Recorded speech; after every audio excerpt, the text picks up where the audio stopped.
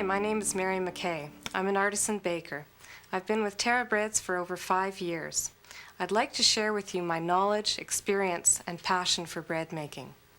In this show, I'm going to take you step by step through the process of producing a beautiful artisan loaf. This method of artisan bread baking is designed to bring out the maximum amount of flavor. You'll produce a wonderful weedy flavor, a moist interior with a crisp crust. So let's begin. The wonderful thing about bread making is you don't need a lot of fancy equipment. You're going to have most of the equipment in your home kitchen. You'll require a large and medium-sized mixing bowl, a wooden spoon, some measuring cups, teaspoons, a tea towel. Any size spatula will do for scraping out the bowls and cleaning off your counter, a plant mister filled with water to spritz the oven, a paring knife or kitchen knife for scoring the dough, a pair of scissors for snipping designs into the bread, a baking sheet, and a cooling rack to finish off.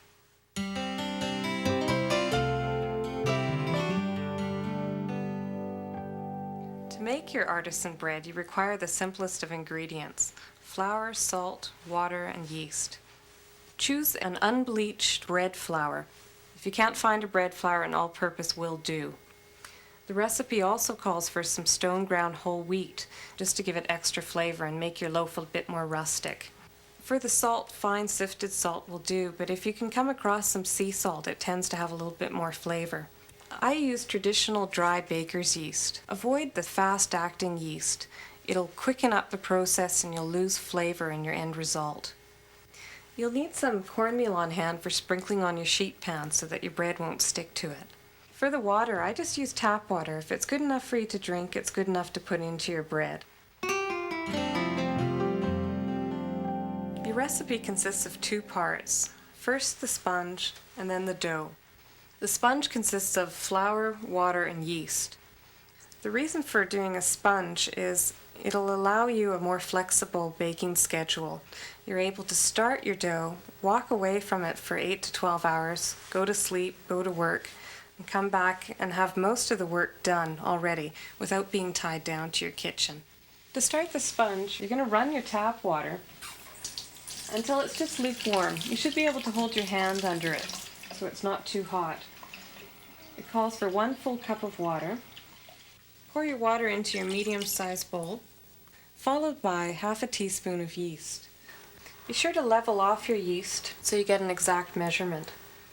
Sprinkle your yeast over the water, and we're going to let it sit just for about 5 minutes, just so it gets creamy.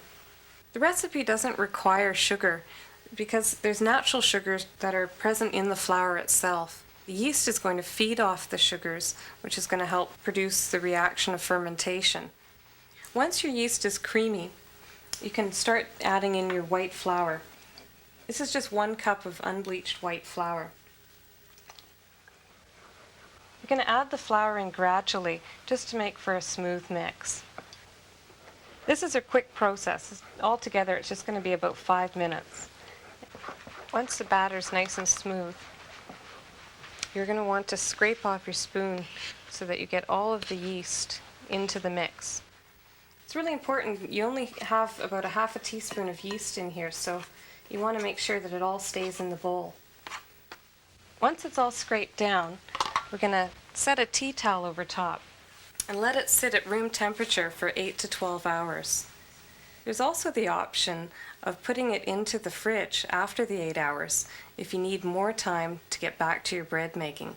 You can keep it refrigerated for up to 12 hours. And then remember just to bring it out about an hour before you're going to start your dough, just to bring it back to room temperature. Our sponge is past 8 hours. The sponge has risen and settled, and it'll be quite yeasty smelling. We're going to begin our dough by adding half a cup of room temperature water to the large mixing bowl. We're giving it another small touch yeast, just a 1/4 teaspoon, just to give an extra push to the dough. The first half teaspoon of yeast in our sponge has really exhausted itself now after it's 8 hours. It's fermented, it's given a lot of flavor to the dough.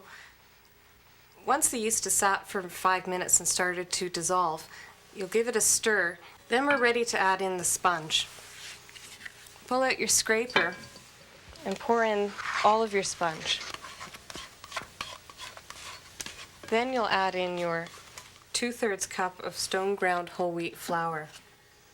Give the mix a vigorous stir just to smooth it out.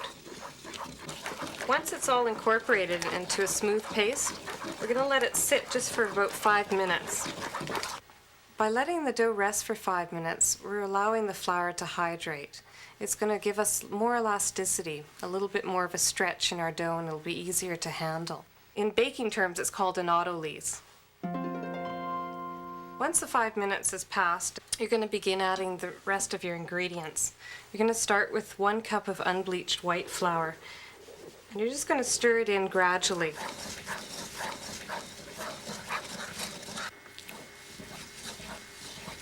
At this point, once you get 1 cup in, you might want to switch your other arm to give a break, as well as bring the bowl a little bit closer to your body. Once you've stirred in your cup of flour, it's time to add 1½ teaspoons of salt. Just sprinkle it over top of the dough. Continue stirring vigorously. When the dough starts to come away from the sides of the bowl and you just can't mix anymore, it's time to start hand kneading. If you're not feeling quite this ambitious, I do have another variation for you. You can mix your dough in a mixer. You'll have very similar results to doing it by hand. We're still going to be kneading right on the table with our hands, so you're not going to lose much quality. It's just that you won't break out into the sweat from the hand mixing.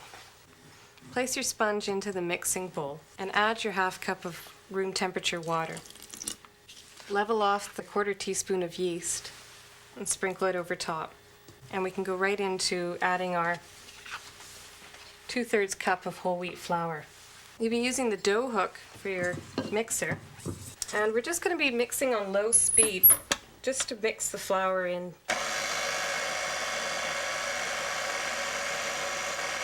Once the flour is well incorporated, it'll just take about a minute on low speed. We're going to shut off the mixer and let it sit another 5 minutes, again to do the autolyse. After the 5 minutes are up, we're going to start adding in our 1 cup of unbleached white flour. Set your mixer on low speed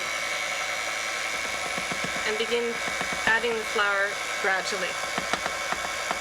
When you get down to your last little bit of flour, it's a lot easier to turn off your mixer, drop your bowl down, and add your flour in. This is an opportunity to scrape down the sides of your bowl. Pop your mixer back up. Add in 1½ teaspoons of salt. It's going to take about 2 to 3 minutes of mixing on first speed to bring your dough together. The dough is going to start to wipe clean from the sides of the bowl and cling to the bread hook. The best thing about using the electric mixer is it's going to do the bulk of the work. And you can step aside and have a coffee.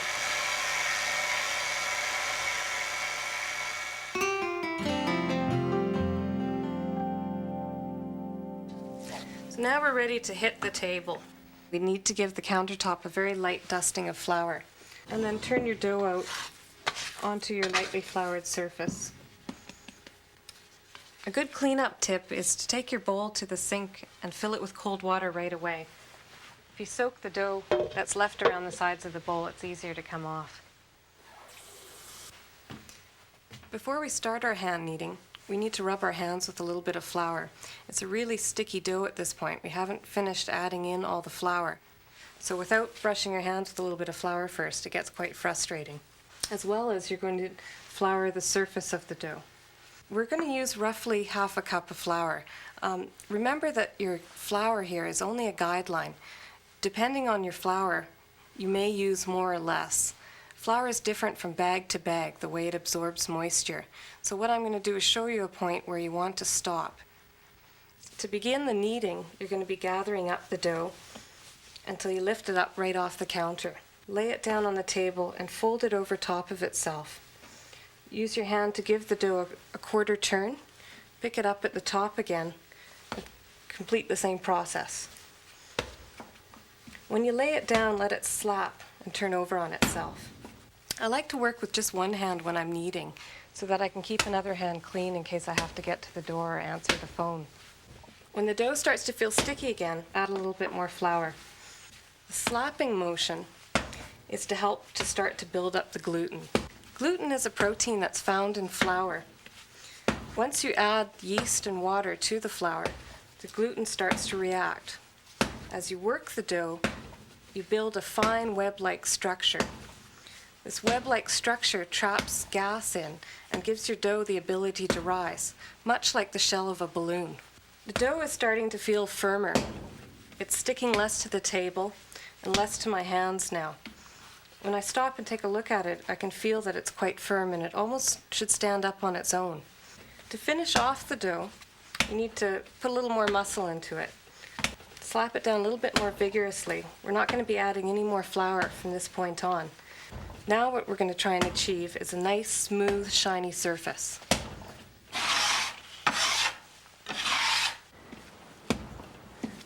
The dough is just starting to take on a satiny appearance.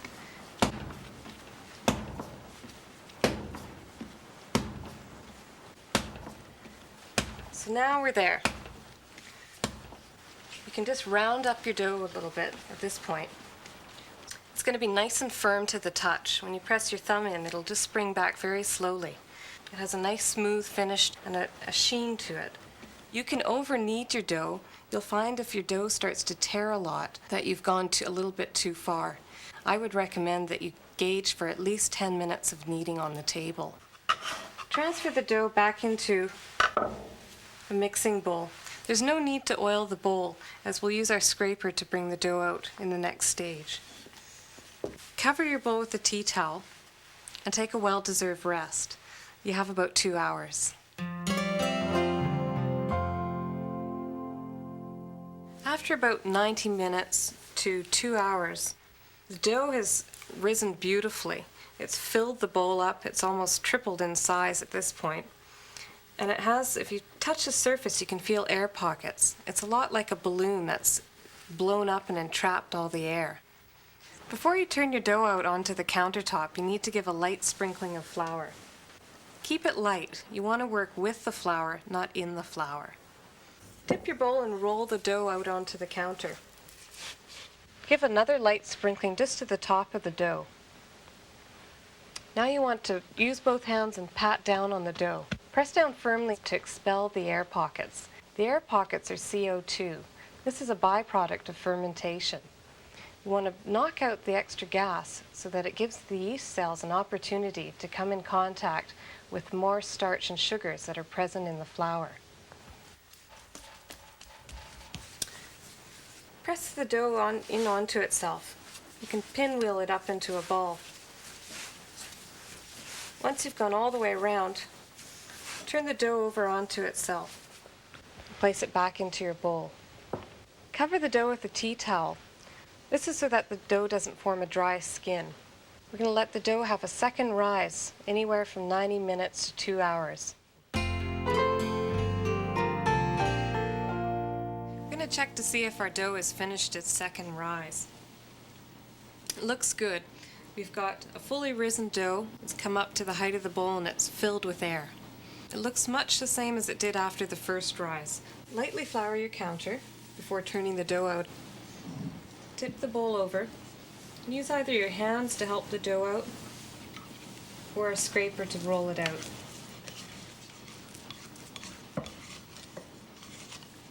For the hand shaping, just before you start, you're going to need to season your hands with flour. This is an expression that bakers use for rubbing flour on your hands, as well as a light dusting on the top of the loaf. We're going to be turning the dough into a large round loaf. And pat the dough down.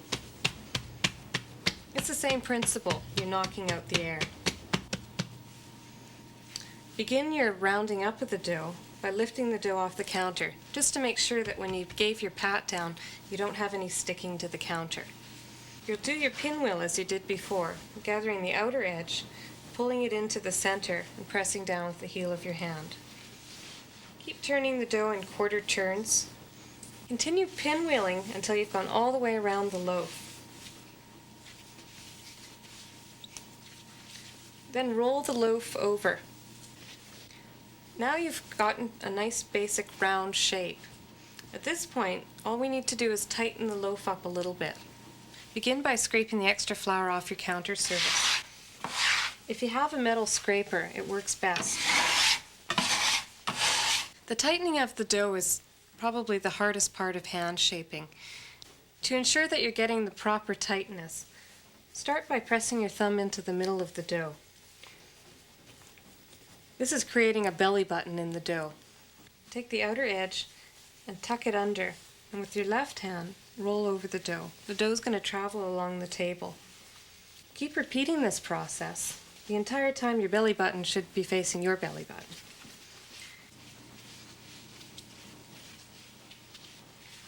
You're going to continue tucking and turning the dough until the middle starts to push up. Once you get good at hand shaping, you won't need the belly button guide anymore. You can pick up your speed and it'll look more like this.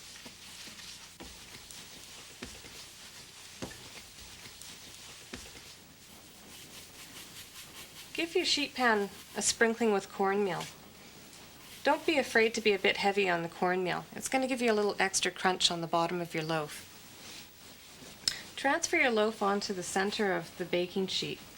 You're going to give a dusting of flour on top so that when we place our tea towel back on for proofing, your tea towel won't stick to the surface and give you a rough finish.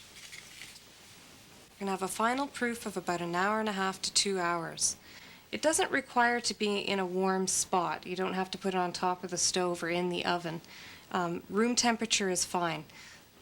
This is a long, slow process. The more time, the more flavor.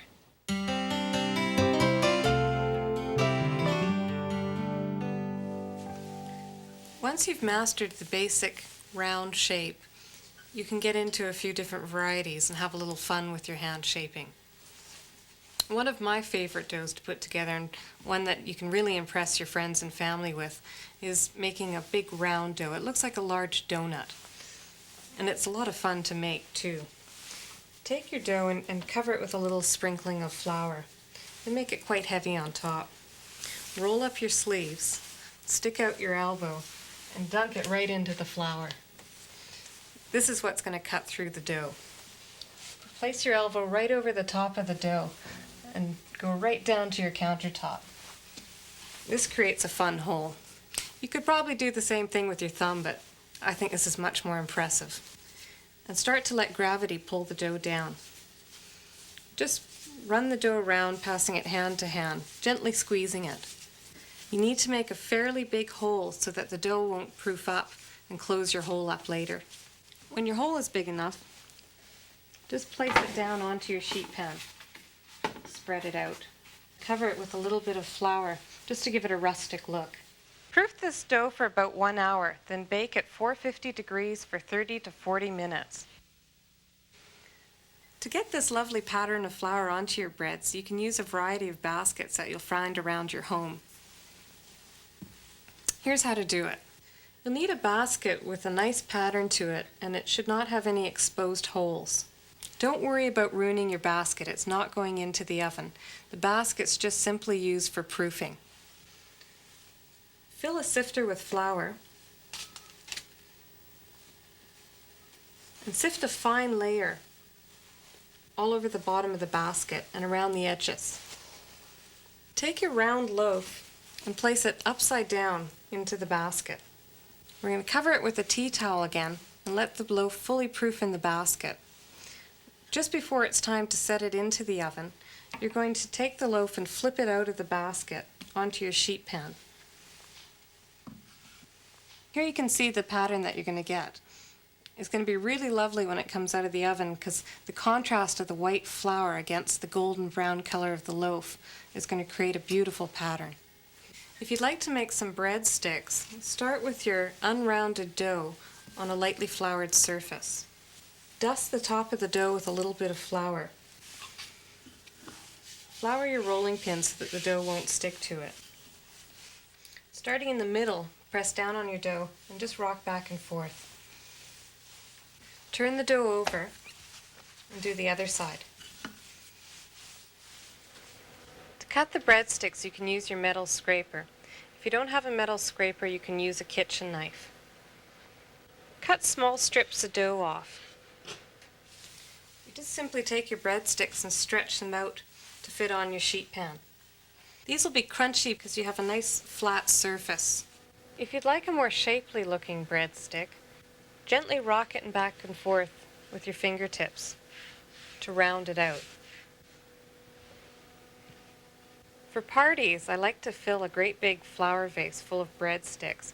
I like to have little squiggles on the end of the breadsticks for fun.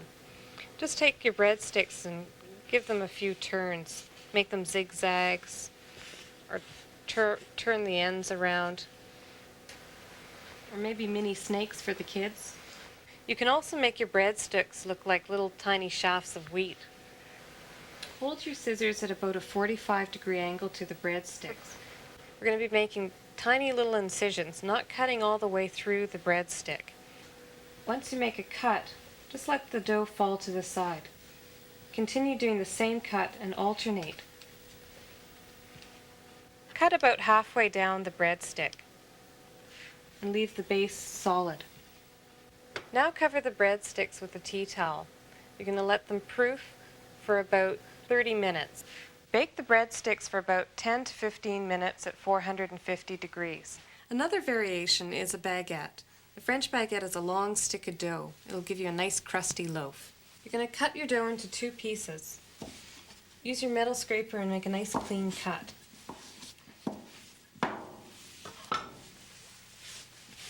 Lightly flour the surface of your dough, as well as rub your hands with flour. Pat the dough down and stretch it into a rectangle. Starting with the top half of the long side of the dough, turn it over and seal it with the heel of your hand, right down the middle. Repeat the same process with the bottom side of the dough, turning it into the middle and sealing it down with your hand, the heel of your hand. Now you're going to roll the loaf over so that the seam is on the inside.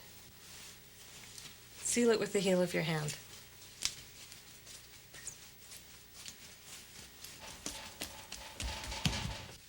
Roll the dough over onto its seam and let it rest while you begin your other piece of dough.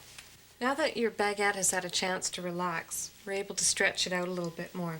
We're going to rock the dough back and forth in between the cup of our hands, leaving the seam underneath.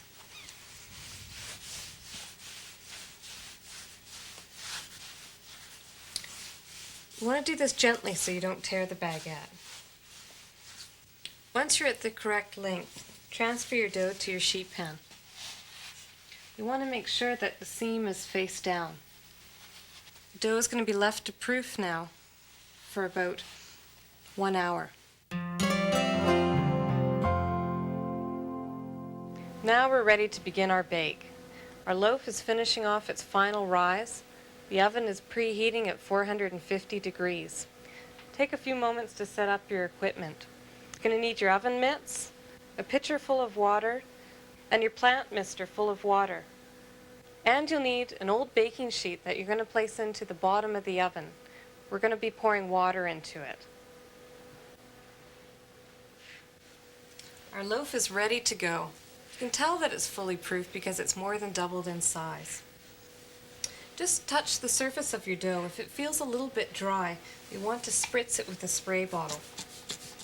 It'll make it easier to draw the knife through the surface of the dough. Sprinkle a little bit more flour on top to get the rustic look. Before you cut the dough, gently press down on the surface just to give a flat top. The reason that we're doing the cuts is to give you a nice design as well as to release a little bit of the extra gas that's developed. Draw the knife through in a nice clean quick stroke, creating a square pattern fairly close to the edges. You're going to need a very sharp knife to do this. Now we're ready to go into the oven. Pop open the oven door and place your sheet pan right onto the rack. Quickly enter your pitcher of water and fill the bottom sheet pan. Turn your face away so you don't get any steam in your face. Close the door quickly to keep the steam in and set a timer for 10 minutes. The moisture in the oven allows the dough to expand further before developing a thin, crisp crust. After 10 minutes have passed, we want to give an extra burst of steam into the oven. At this point, it's faster and safer to use the squirt bottle than to pour water in with the pitcher. Set your timer once again for 20 minutes. While the dough is baking, let me show you how to prepare your baguettes for the oven. Once the dough is fully risen, you have a couple of options for your baguettes. You can make a long shaft of wheat. Just as you did with your breadsticks, hold the scissors at a 45-degree angle to the baguette. Make a small snip and turn the cut to the side. Repeat the process and alternate the pieces of dough. Or you can make a nice diamond cut on top of your baguette using your paring knife. It has to be drawn through quickly so that you get a nice smooth cut. Now the baguettes are ready for the oven. Bake at 450 for 25 to 30 minutes.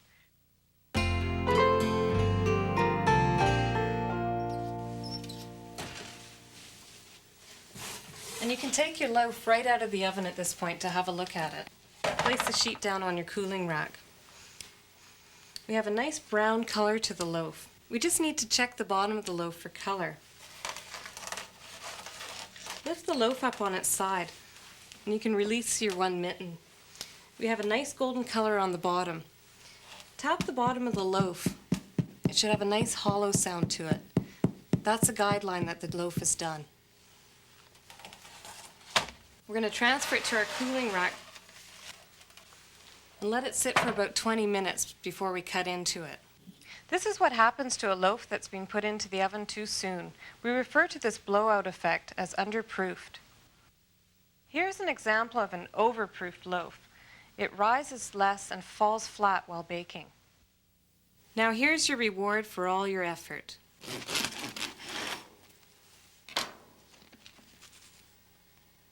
A good loaf of bread should have a nice creamy texture to it. You're going to see speckles of wheat. You'll have a moist interior with irregular holes that were a result of our long, slow fermentation.